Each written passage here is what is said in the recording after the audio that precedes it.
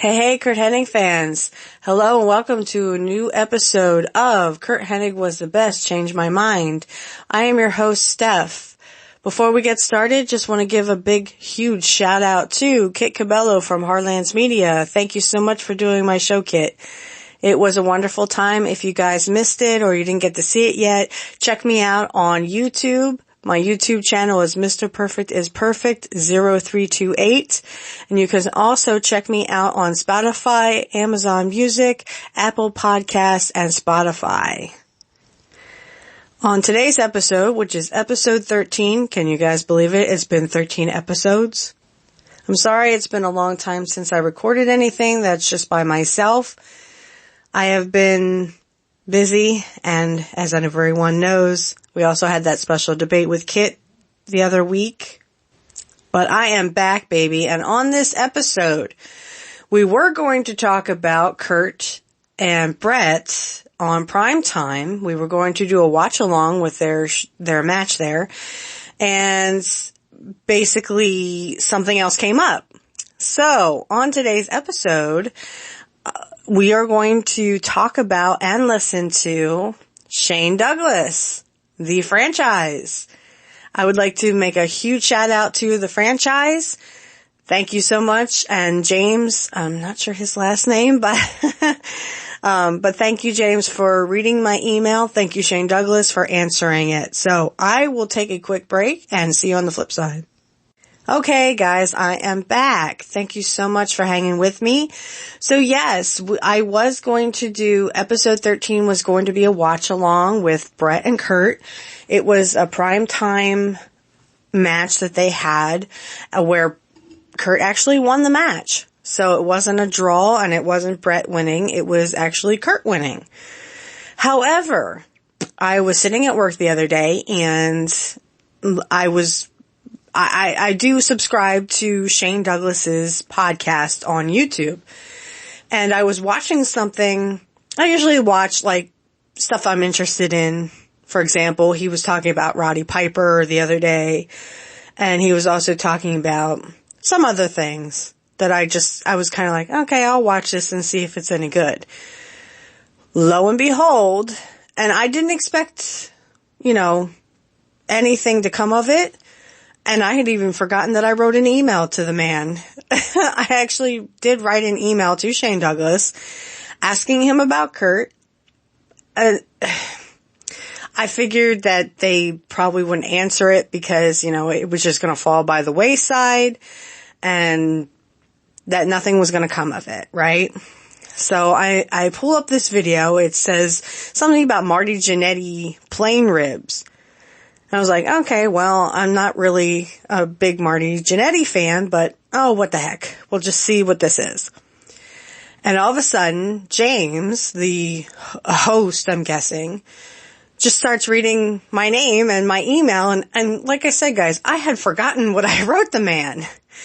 I had no clue whatsoever what I had written. I even forgot exactly that I had written to him.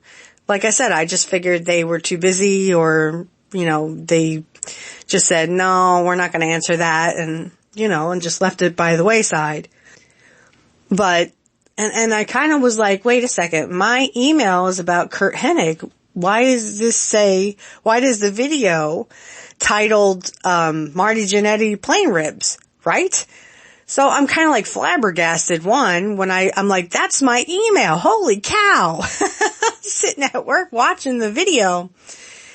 And he started, well, first of all, the plain rib that he talks about with Warrior and Marty Jannetty, that Curt was on the plane too. So I implore you to check out Shane Douglas's official podcast on YouTube. You can go there and subscribe. I'm not exactly sure what it's called. Just look up Shane Douglas on YouTube and you'll be able to find it. But when they read the email, Shane went into a different story. So the recording I have of my email being read was basically just the email and then kind of the end where he says, oh yeah, by the way, Perfect was on that plane. So I apologize. I don't have the whole story that he told. And I had just planned to be like, okay, well, they just talked about this and they just talked about that. So I'll just put this on. And what I did is I recorded the original plain rib story that I had heard from Shane Douglas a while ago. But to my pleasure, he redid the story, and you will hear that as well. So a lot of great things happened over the weekend. Like I said, I was just going to do a watch along because I know it's been a long time since I recorded, and then we did the special debate. So technically, this is a new season. You will see new wallpaper. When you actually go on Spotify, you will see a new collage that I did myself. I actually made this one myself. So, I'm really excited for a new season of Curt Hennig Was the Best, Changed My Mind. And like I said, I did ask Kit if he would like to come back on and do some more talking. He said it would be great. So, but things are very busy, especially when you get to the holiday season, as we have come down to. So, I really apologize. I haven't uploaded anything, but it's been crazy around here for the past couple of months. With my work schedule that I do work a 40-hour week every week. And then, of course I have a 7-year-old son. For those who saw the debate, your feedback would be well taken in and deserved. So if you can only see it on YouTube, I mean, go ahead and leave a comment in the comment section. Let me know what you thought about the whole, Kit Cabello, Harlan's Media, and, you can let me know what you thought about the topics and the answers and the conversation. And don't be shy, all, comments are welcome. I am an advocate of free speech, so, don't hold back. If you didn't like it, that's okay. If you did like it, that's okay too. But now I'm going to go ahead and just do the audio of my email.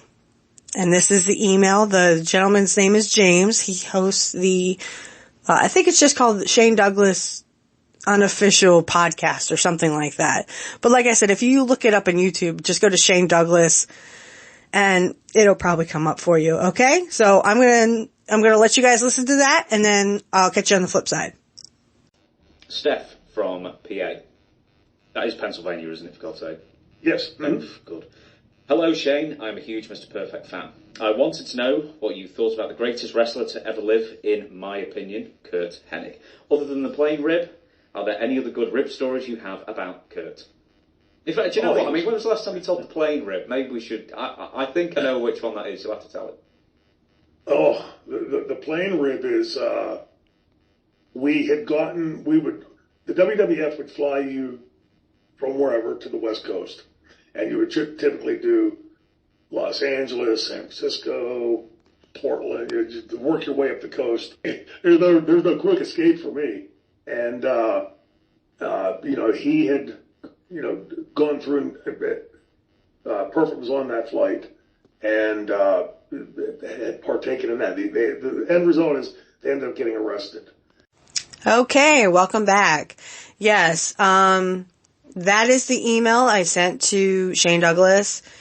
And I'm sorry it's cut out there, but unfortunately, the story he told after they talk about my email had absolutely nothing to do with Curt, except for at the end when he said, oh, by the way, Curt was on it and probably partook.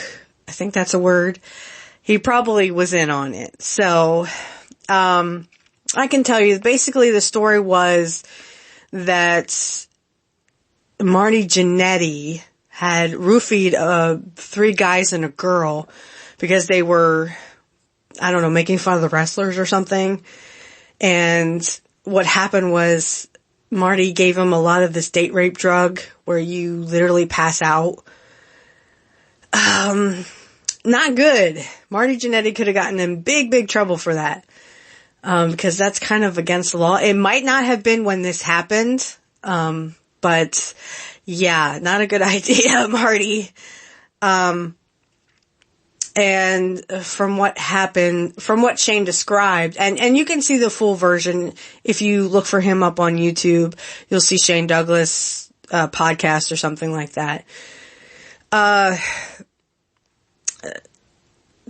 Two guys had made it back to the bathroom. One puked and the other one pooped, and it was all over the bathroom. I was thinking to myself when I heard this, I was like, oh boy, I'd hate to be the person to clean up that bathroom. Ugh.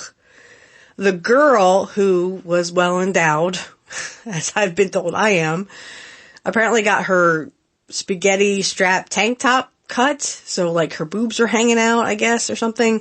I'm not sure, like I said, but, from the story, it was the third guy apparently was trying to stooge the wrestlers, and the wrestlers had to get back in their seats and act like they were all sleeping. And they actually, from the comment section, it looks like the three guys and the girl got arrested because they were, I don't think any of the wrestlers got arrested, which is kind of funny, but kind of sad at the same time. It's like, wow, you guys totally got ribbed by wrestlers and you ended up going to jail for it.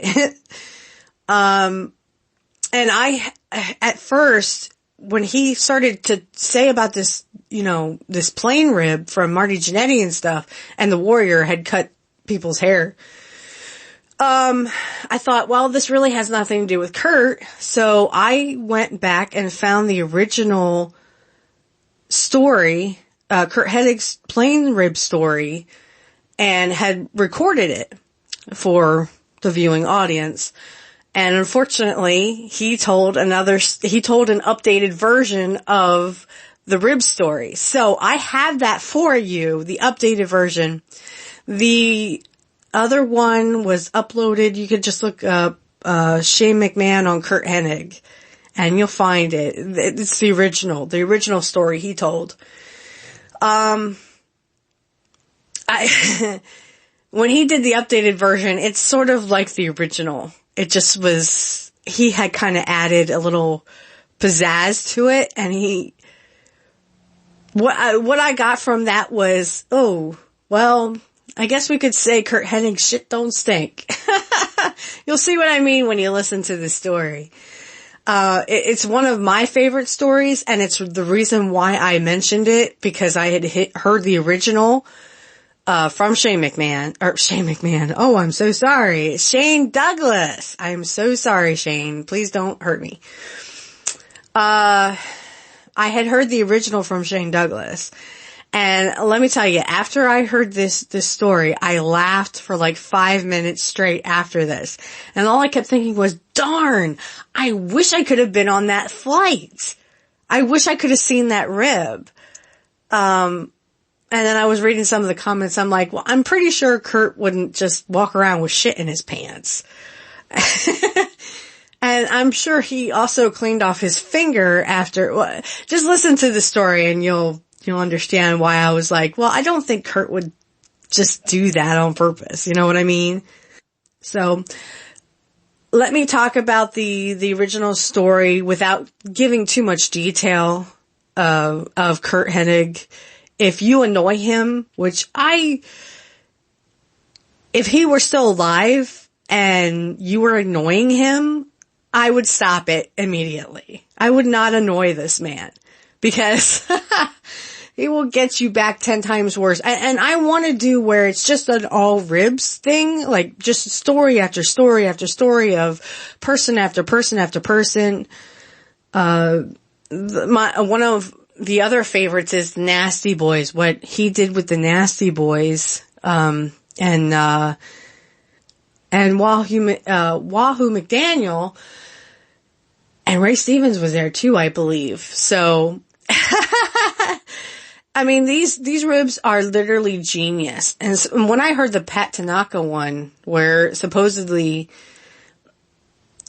he had blocked out the headlights on Pat Tanaka's car and then poured motor oil on the windshield So Pat Tanaka got the great idea to pour gasoline on the windshield, like that's gonna help. And Curt was probably somewhere laughing it up, and then when he saw, oh, they're putting gasoline on there, I'll just drive by and throw a match on the car. So, so I wouldn't mess with Curt on that. I wouldn't rib Curt at all, because I think he would get you back 10 times worse. So I want you to listen to this story, and I mean, if you don't laugh at this story, there's something wrong with you, because I laughed for like 5 to 10 minutes straight after I heard the original, not this updated version, but the original. It's just one of the classics, and I will see you on the flip side. Enjoy this amazing rib by Curt Hennig, because it is brilliant.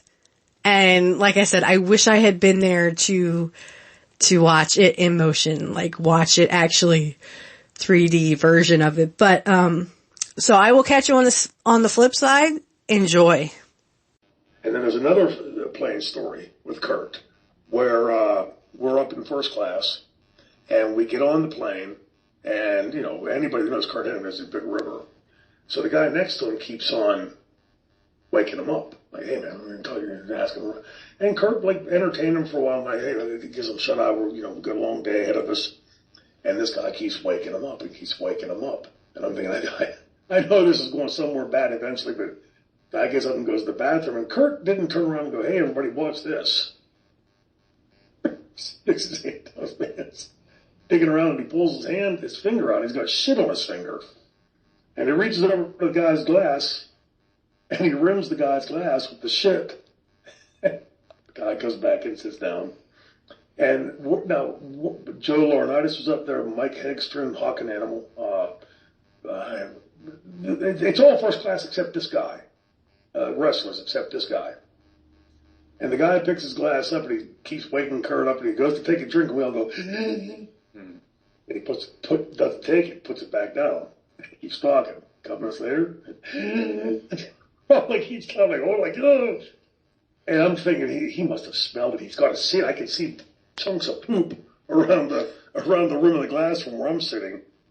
Finally, several minutes goes by, and he picks it up and he takes a big long drink, and he goes, excuse me, stewardess, can I have another glass? This one tastes like shit. And everybody, there's Curt sitting in the back, in the seat next to him going, you know, shoulders go up and down. Yeah, Curt was like renowned for that kind of stuff. Like, he got to the point where, like, walking through a bar, he was holding a beer in your hand, like walking through the bar, a bottle of beer. You feel somebody hit your hand.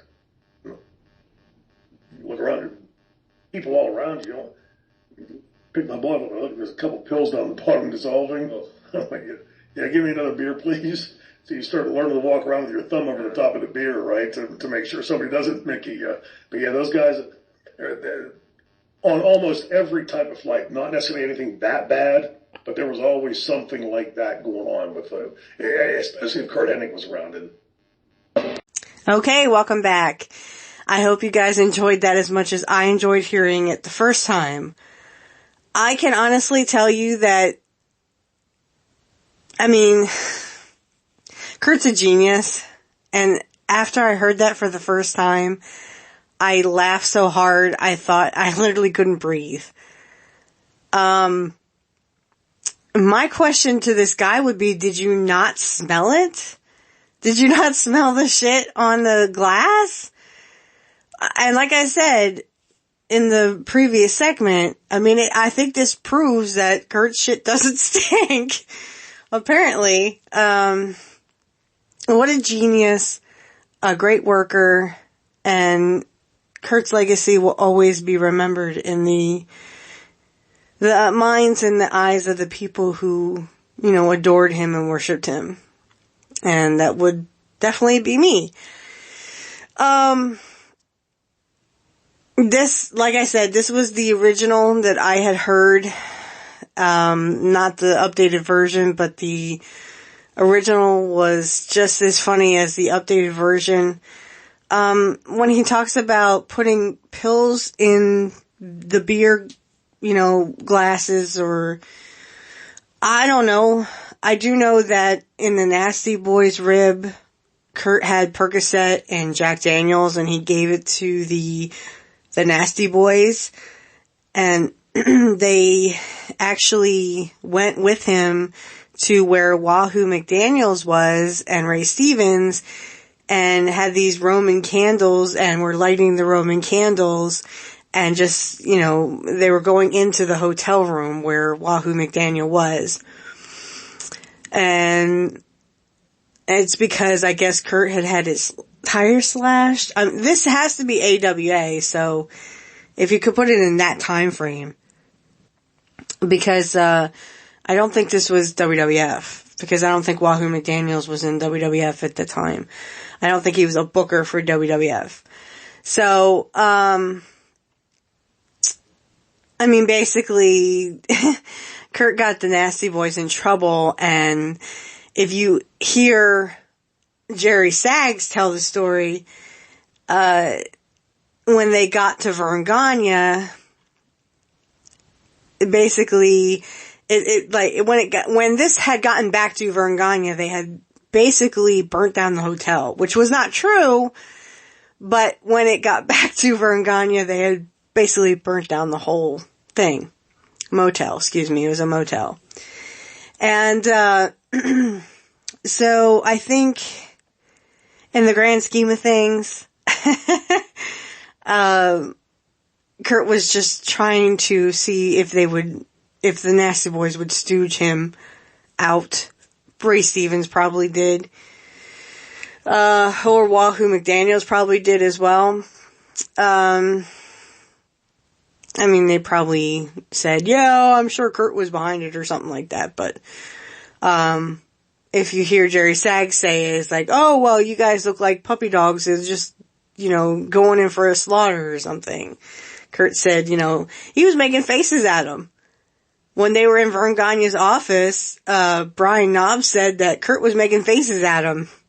So, so I don't doubt for a second that this occurred, but also it was hilarious.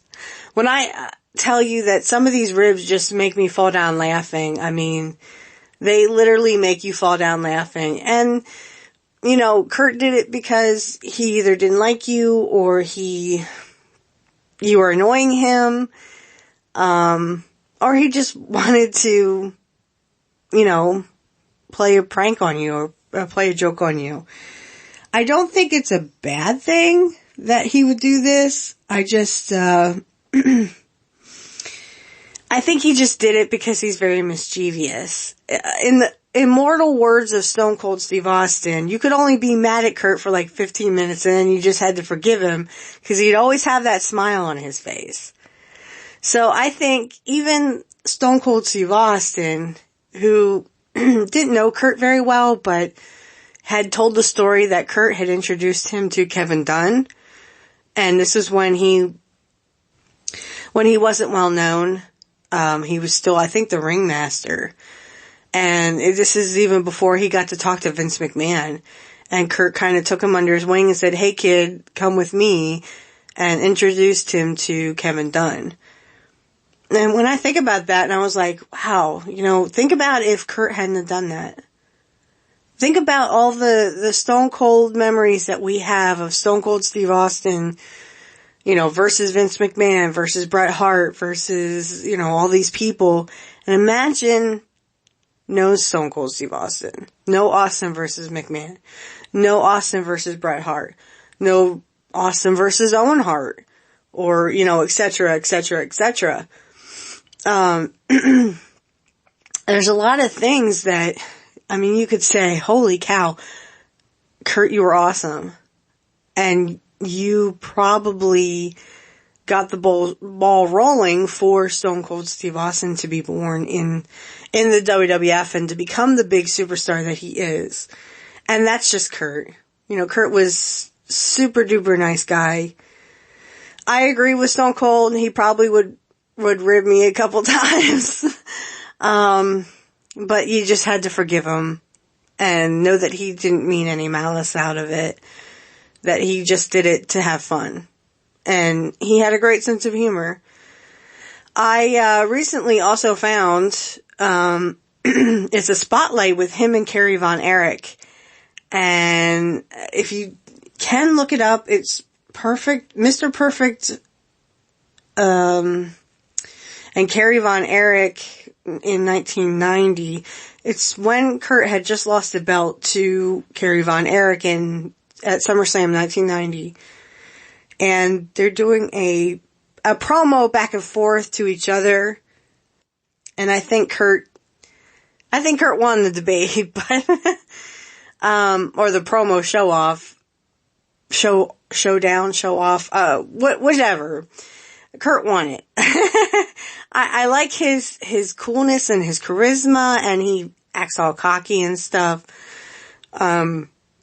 Easily one of my favorites is when, Mr. Perfect goes against, Carrie Von Erich. I think he did so well against the Texas Tornado. And they were both second generation, so they both fed off of each other. And I think they had great matches. Of course, everyone knows I love the one time, I don't think it might have been a house show, but it was on a super tape, that the WWF was doing at the time. And Mr. Perfect, of course, had Carrie in a headlock and kind of looks down confused because he sees blood on his arm and kind of breaks character for a second. It's 2 seconds and he breaks character because I think he asked something to Carrie Von Erich, and everyone knows I love that because it's very rare for Curt to break character, and when it does, it's pretty serious. So, I'm sure he was just trying to make sure his friend was okay, cause him and Carrie were friends. To say that I love hearing these rib stories because in a way, for me, it's I feel more connected to Curt. I get to know his sense of humor, I get to know how he was. Even though I didn't get to meet him in person, I still feel like I have met him in person because, all these stories that all these guys talk. And there's one with Barry Darsow where Curt ribbed him too. Barry says that Curt, gave him his dad's trunks and didn't tell his dad. He didn't tell Larry the Axe that he had given Barry Darsow his tights. So when Barry Darsow came out with Larry the Axe's tights on, Larry was kind of mad. He thought he had stolen them. And I think Curt even said that he stole them. Something like that. Barry tells it better than I do. But I don't think Larry talked to Barry Darsow much after that, but they did finally talk about it and buried the hatchet and found out that it was Curt that ribbed him. So,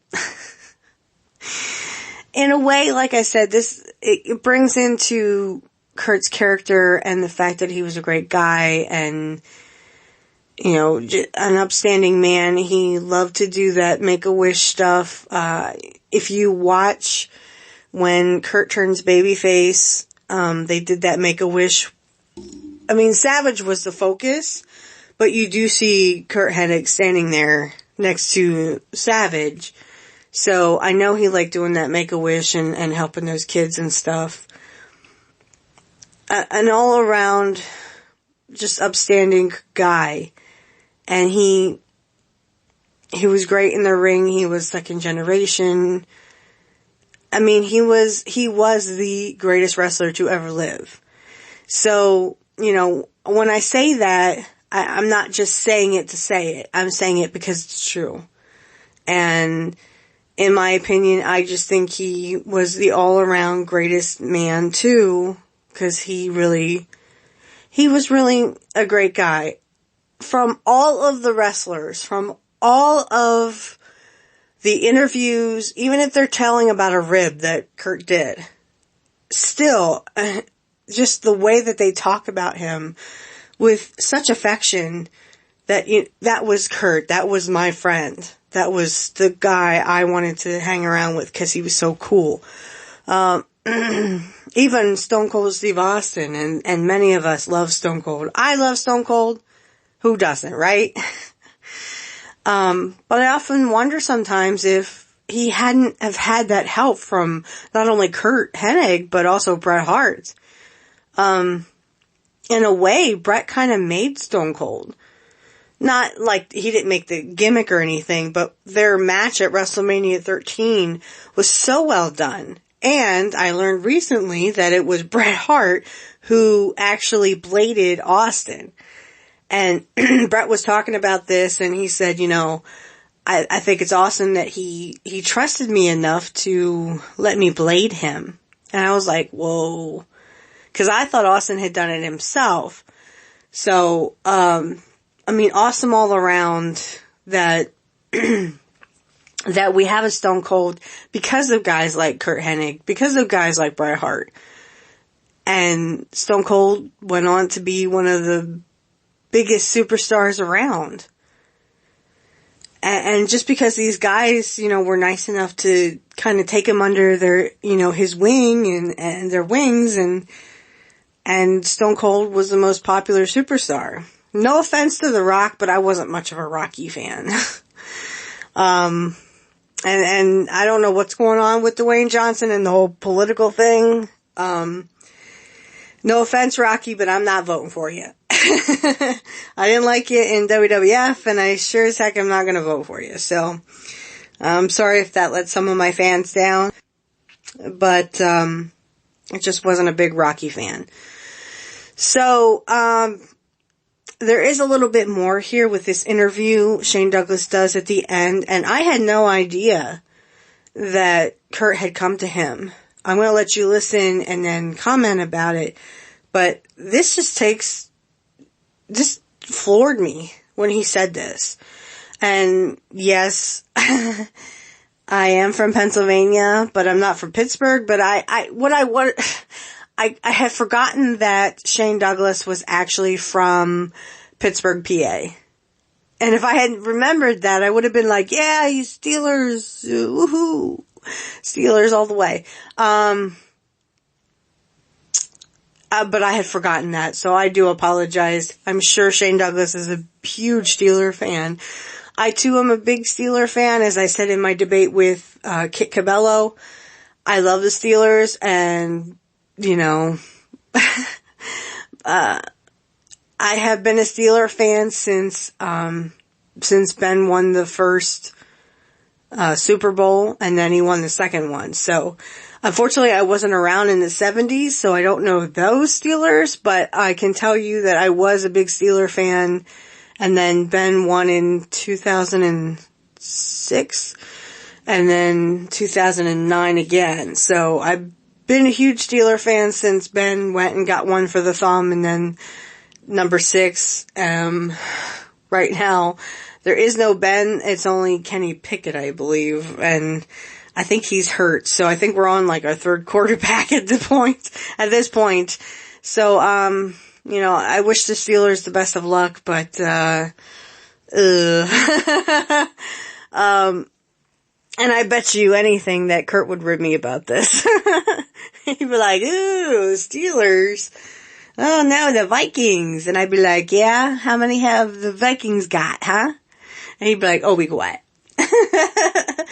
So, I want you to listen to this ending. It is a great ending, and then we will talk about it on the flip side.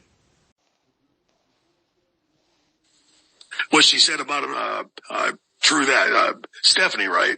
Steph from Pennsylvania, yes. Steph, yeah. Steph from Pennsylvania, from home state. Curt was an amazing performer, in the ring. And just a little epitaph to that. At one point, he had come to me. Vince never did. But he had come to me and said, hey, Vince is thinking about putting us together and calling us the perfect pair. And I asked him what he thought of that, and he said, well, I'm all for it. He was getting to the point where he didn't want to take as many bumps and stuff.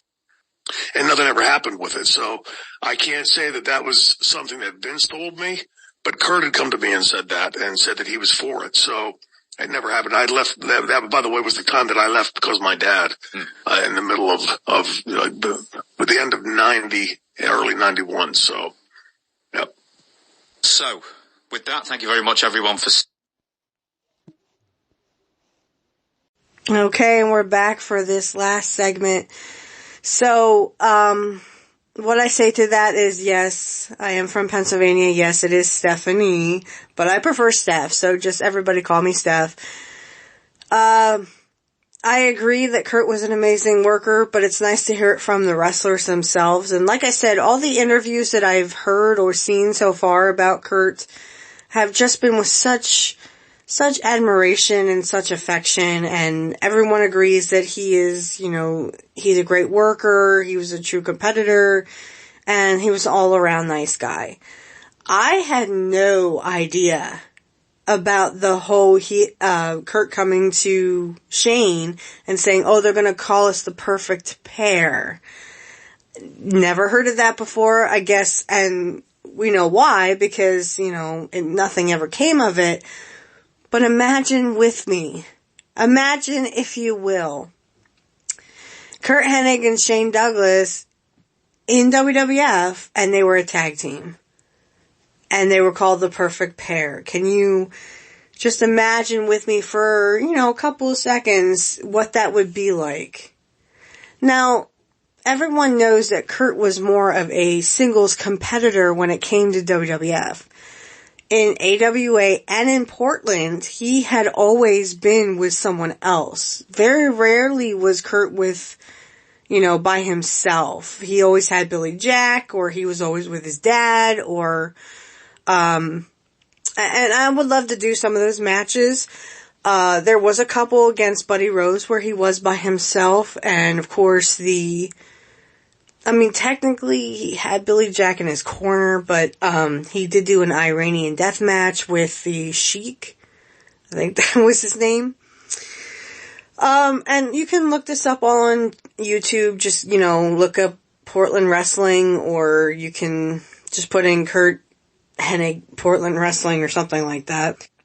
I have a whole, on YouTube, I have a whole playlist of him in Portland and in AWA, because it was Curt being a babyface.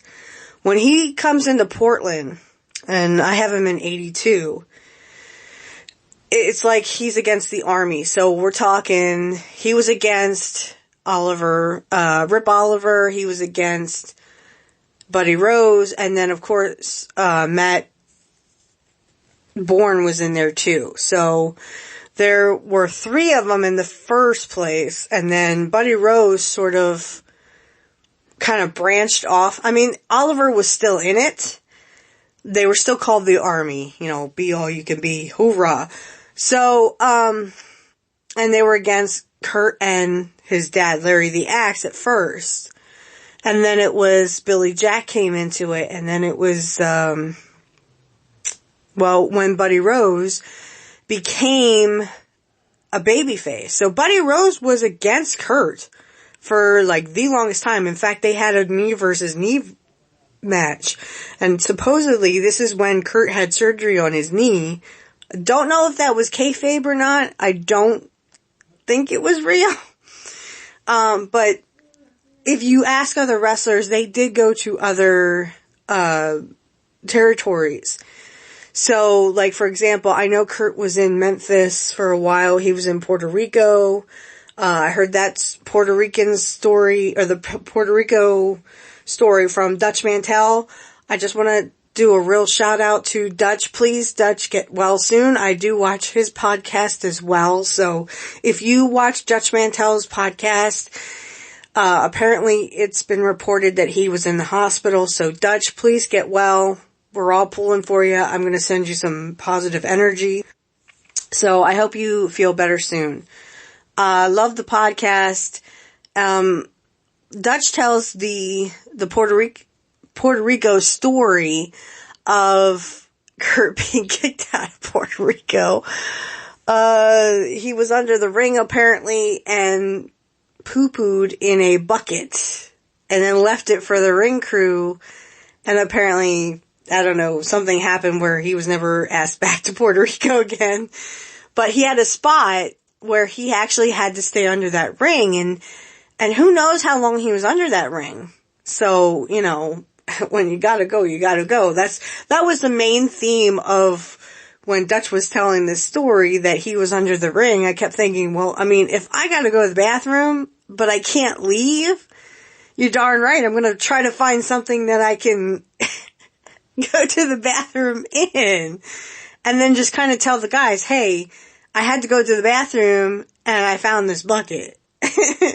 Now I'm sure Curt did it as a rib, maybe, or maybe he just really had to go. I wanted to say this, after the Shane McMahon, jeez, I can't stop saying Shane McMahon today. Shane Douglas, after the plane ride, I wanted to say, you know, I'm sure Curt washed his hands. Okay, I'm sure he didn't leave crap on his fingers. I'm pretty sure he wiped that stuff off. Because, I mean, you wouldn't just sit there with shit on your fingers while the guy's sitting there trying to talk to you. So, for the comment that was made, oh, he's a dirty bastard. No, Curt just is funny like that. I'm sure he had to go to the bathroom too. I'm sure he doesn't just sit there with shit in his ass. I mean, for heaven's sake. Like I said, Curt probably wiped it all off and, you know, threw it away or whatever while the guy was in the bathroom. So I don't think that Curt walks around with shit in his ass, and I'm pretty sure he didn't, like, sit there with shit on his finger while the guy's looking at him and talking to him. I'm sure he wiped that all off. But, I mean, I can't believe you would even suggest that he doesn't wash himself? I'm sure Curt washed himself more times than we realize. So anyway, getting back to what we were talking about, if you want to look up Dutch Mantell, look up his podcast. He does talk about Curt and Puerto Rico. So anyway, getting back to, we were talking about Portland. And like I said, Curt went to most of the territories. I don't know if he got around to the California ones, but he definitely went to Memphis, and I'm sure he went to Florida maybe a couple times. And he went up to WWF, because I know he was, it was the WWF, Vince Sr.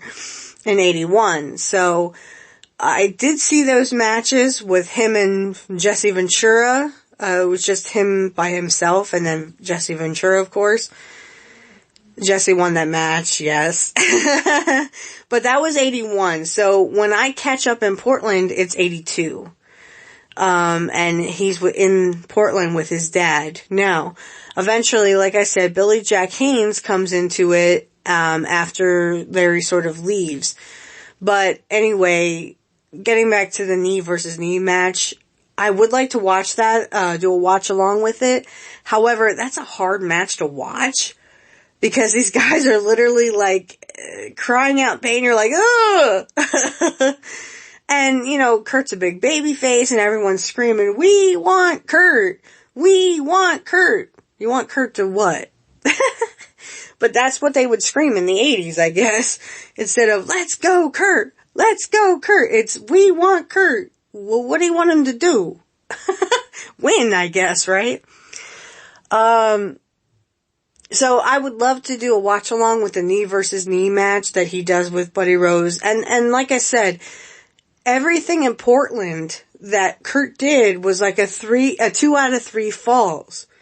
And sometimes, you know, most of them ended in like DQs or double countouts or, I mean, occasionally one team would win or the other one would win. But even when Curt was against Oliver for the Portland Heavyweight Championship belt, it was still a 2 out of 3 falls. Oops, I'm so sorry. It was a 2 out of 3 falls match. Now, they did this all the time, which I can understand that they did it to death. And just see, it's like 2 out of 3 falls. Oh, he's in another 2 out of 3 falls. He's in another one. He's in another one. And on and on and on. And I get it. I get it why they did it, but I mean, it's like they killed it. It's like every match he's in I think there was only one match that he was in that wasn't a 2 out of 3 falls, and that was with Billy McLeod or something. Anyway, it was a regular match. But most of the matches in Portland were 2 out of 3 falls, and I'm not used to seeing, I've seen it one time in the WWF, and it was the Hart Foundation and I think it was the Nasty Boys.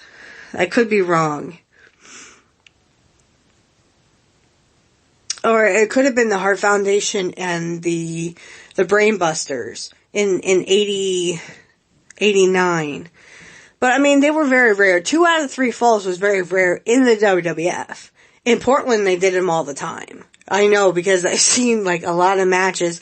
And then eventually when Dynamite Kid came in, Dynamite turned against Buddy Rose. Okay, so Buddy Rose was now with Billy Jack Haynes and Curt, but they were still having 2 out of 3 falls matches.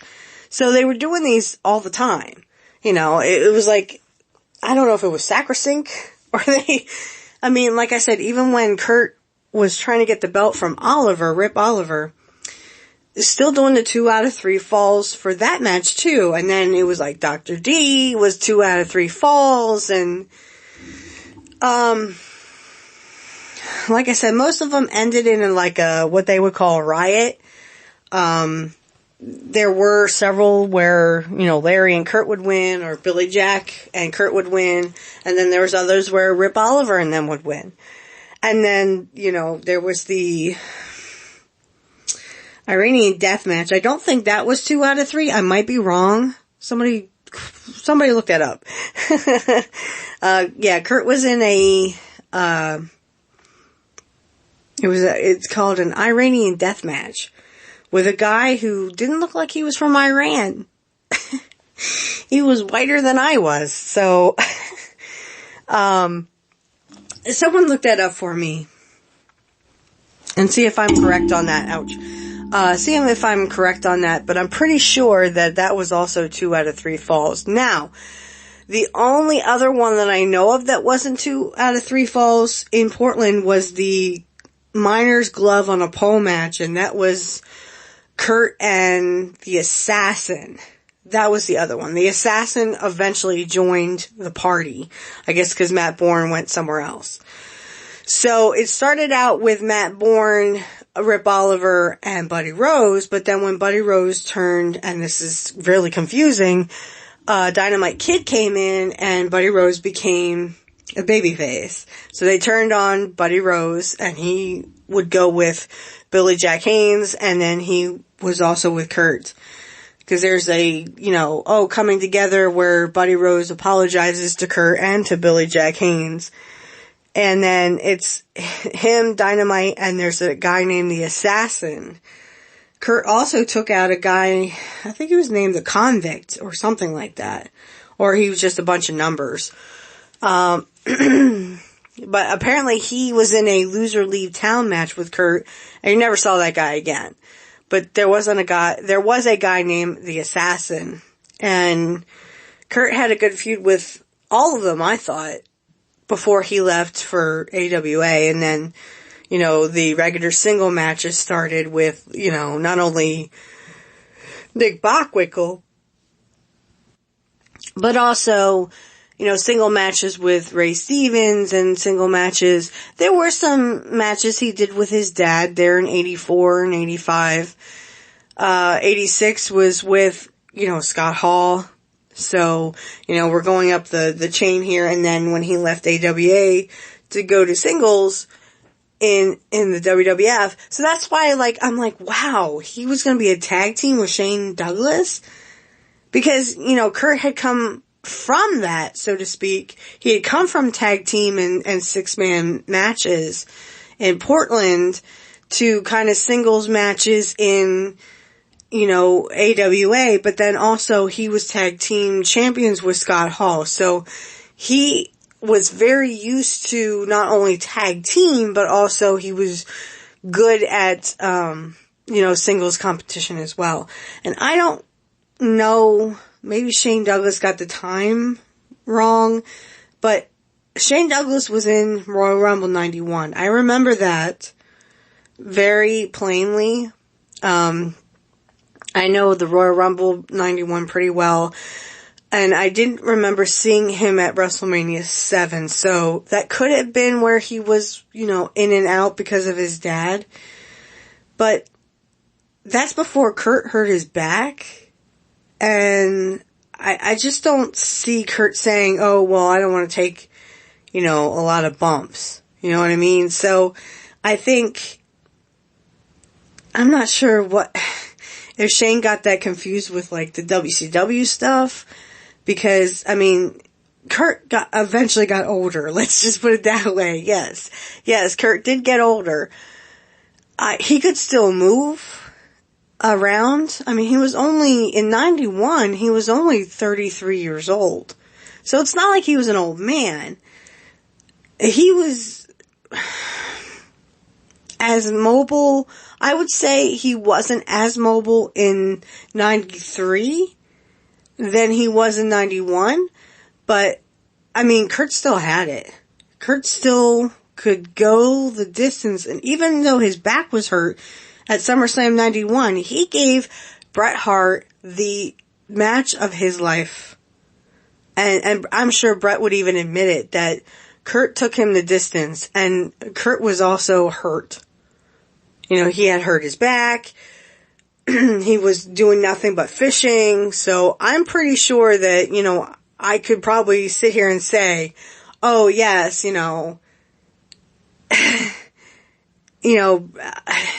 Curt would take the bumps if he had to. I'm not sure I agree with that. He didn't want to take bumps or as many bumps as at that time.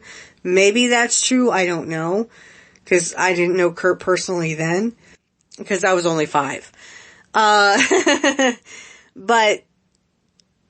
I can honestly say I think, that would have been a great tag team, in my opinion.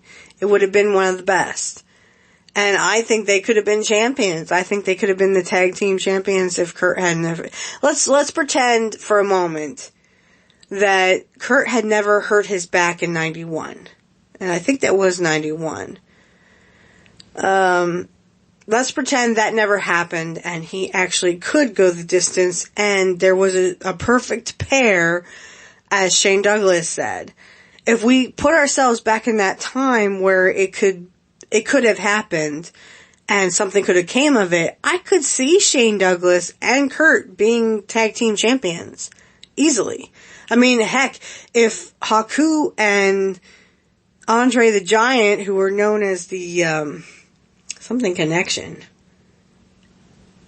I forgot the Colossal Connection. If they can be tag team champions, oh, you're darn right. Shane Douglas and Curt Hennig would have been the best tag team champions ever. Now I know he was WCW tag team champions, I think with Barry Windham. Don't quote me on that though, but I'm pretty sure they had the tag teams as well. So, and that was before the whole rap is crap started. So, he was a tag team champion in AWA, and then he also was in WCW, a tag team champion. So, hey, Curt deserved it. He was, like Shane said, he was a great worker, he was great everything. And I'm so pleased. I honestly forgot about this email.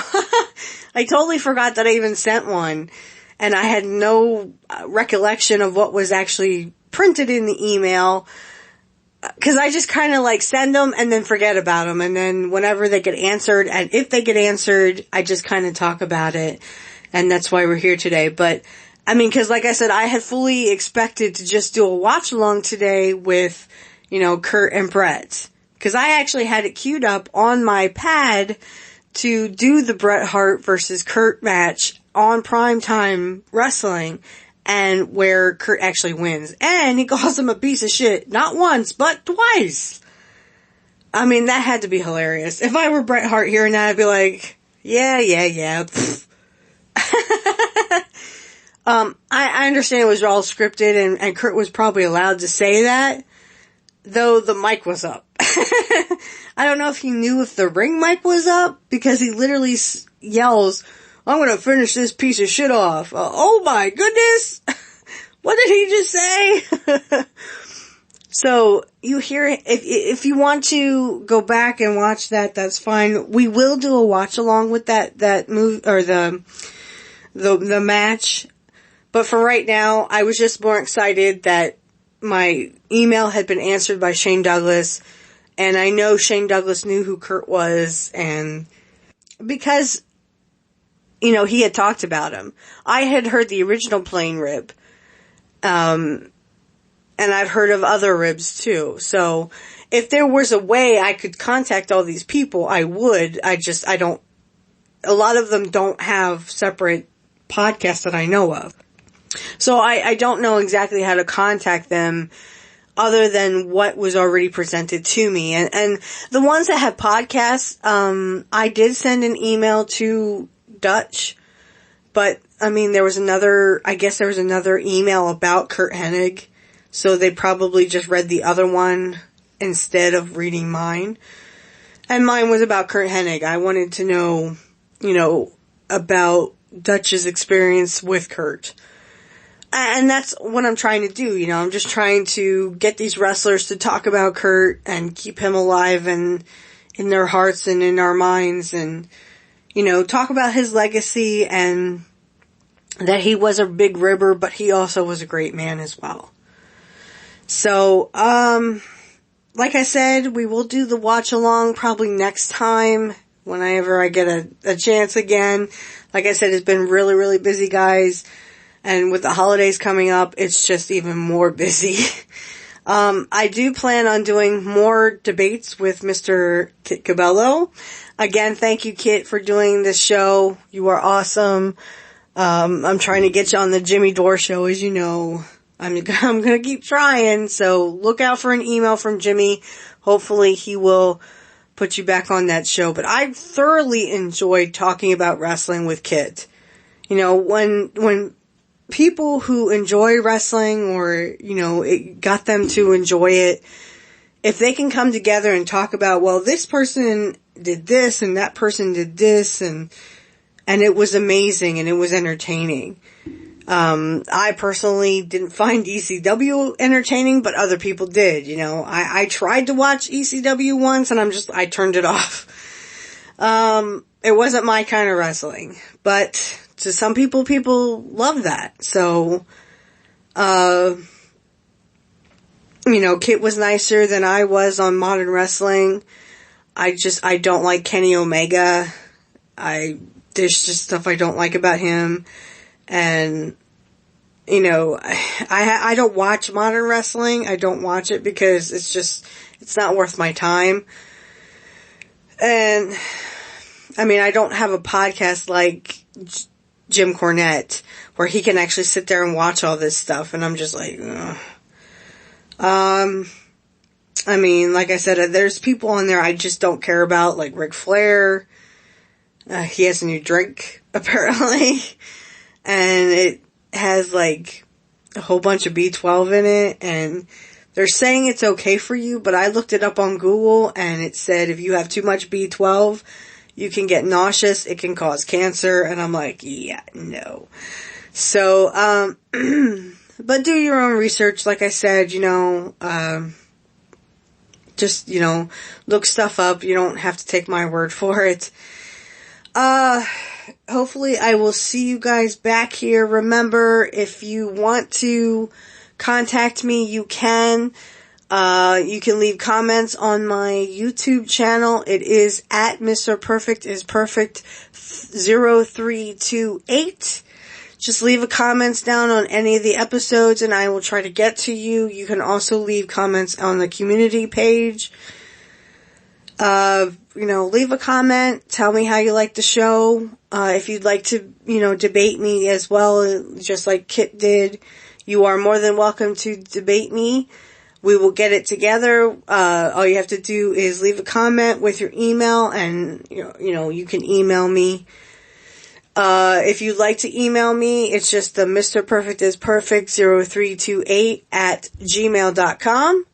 You can email me questions. You can email me anything that you would like to. You know, I'm up for anything. If you want to debate, we can debate. If you want to just ask me questions like the major wrestlers do, go for it. And if you like the show, you can always leave comments as well. You can send me comments about the show. I did send an email to Conan. It was Conan, Disco Inferno, and I forgot the third person, but there's a third person in there, and I did ask them about Curt. I know they had already kind of talked about him, that he was a ribber, and there's a funny story about him with Disco and Conan. But, and for some reason I don't remember that email either, but if they do end up reading my email, that would be great, and I will share it with you. Just like I did with the Shane Douglas. Like I said, this one came out of left field because I wasn't expecting it. It was kind of like, I was set to do something else, and then all of a sudden this kind of creeped up when I wasn't looking. So I hope you enjoyed today's program, today's episode, and, like I said, I will be sending more emails, to whoever I can find that will, I can ask a question on the show. I was trying to actually get a hold of Stone Cold to, I think he does do interviews, however, I'm not sure. He may just want to talk to, he may just want to answer an email on the show, just like they all do. So I will try to find an email for him. If I can, I will definitely email him and ask him about Curt, because he will tell you that story of how, Curt helped him and stuff. So, and I would love to hear if Curt ever ribbed him, because you never hear about Stone Cold's rib. If Curt had done any, you never hear of that, but you definitely hear about him and how Curt helped him with Kevin Dunn. So I will be trying to get some more emails out there to more prominent wrestlers, as long as they have a podcast I can get to and an email address that they provide that I can also kind of, hey, just want to check in. So, I hope you enjoyed this episode, and like I said, if you want to write a comment on my YouTube page, go for it. If you want to email me, you can email me, mrperfectisperfect0328@gmail.com, and my YouTube handle is @mrperfectisperfect0328. Thank you again for listening. You can find me on Spotify, Apple Podcasts, Google Podcasts, and also Amazon Music. And remember, everybody, nobody beats Mr. Perfect. Nobody.